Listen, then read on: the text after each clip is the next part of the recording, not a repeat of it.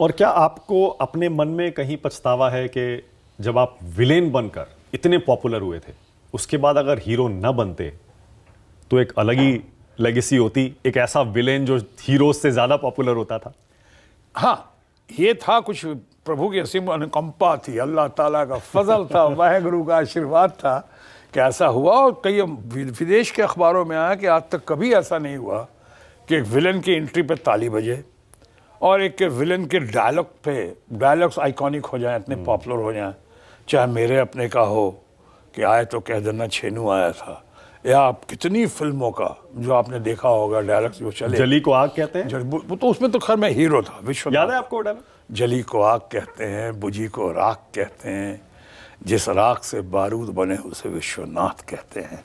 अब ये तो विश्वनाथ फिल्म का था, कालीचरण के बहुत सारे डायलॉग्स थे, इसमें तुम हीरो थे सब। फेवरेट कौन सा आपका डायलॉग है जो अक्सर लोग कहते हो कि यार एक बार वो सुना दीजिए, या आपको याद आता हो? आपने कहा अभी जली को आग कहते हैं, आपने कहा छेनू का, उसका बहुत लोग कहते हैं। कालीचरण का पानी के बगैर मछलियां कैसे तड़प रही हैं जैसे कि आज देश के लाखों करोड़ों बच्चे अनाज के बिना भूख से तड़प रहे, वगैरह वगैरह वगैरह। इसमें सबसे बड़ी बात ये हुई कि मेरे दो वजह हुई विलन से हीरो बनने की। ये शायद पहली बार एक्सक्लूसिवली आपको सुना रहा हूँ।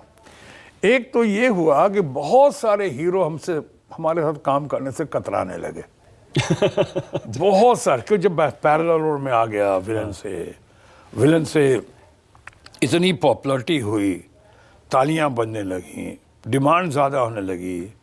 विलन में भी जो प्राइस में भी लोगों ने कहा कि जो हीरो की प्राइस है कई बार उससे ज़्यादा ही है, उसके बराबर मिलने लगी, जो आज तक कभी नहीं हुआ।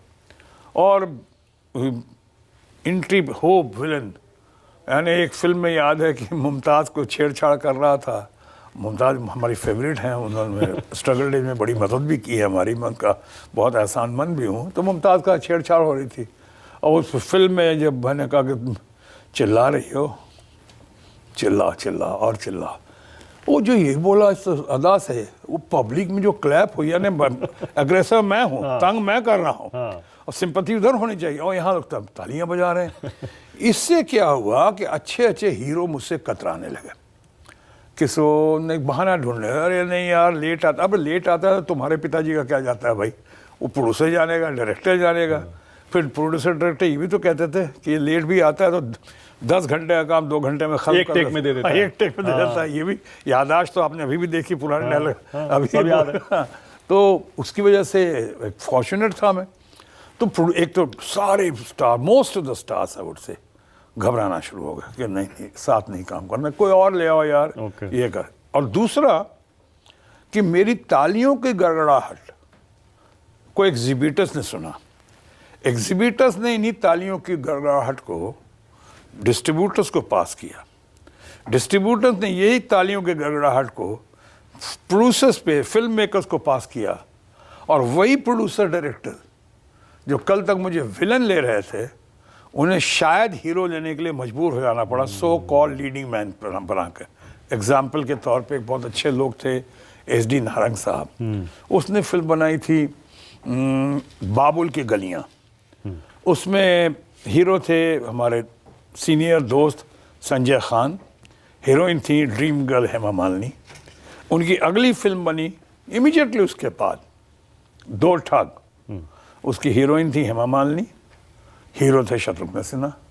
ये कर उसी तो कई फिल्मों में आपने, बहुत कुछ लोगों को याद होगा, रामपुर का लक्ष्मण, चाहे ये रामपुर का लक्ष्मण भाई होता है ऐसा, उसमें उन्होंने लास्ट में थोड़ा सीन चेंज किया ताकि संभावना दिखे, सहानुभूति और संभावना दिखे कि आदमी में दिल के अंदर अच्छा है, सहानुभूति, ताकि लोग क्लैप करते थे कि वो कई जगह एंड चेंज करना पड़ा।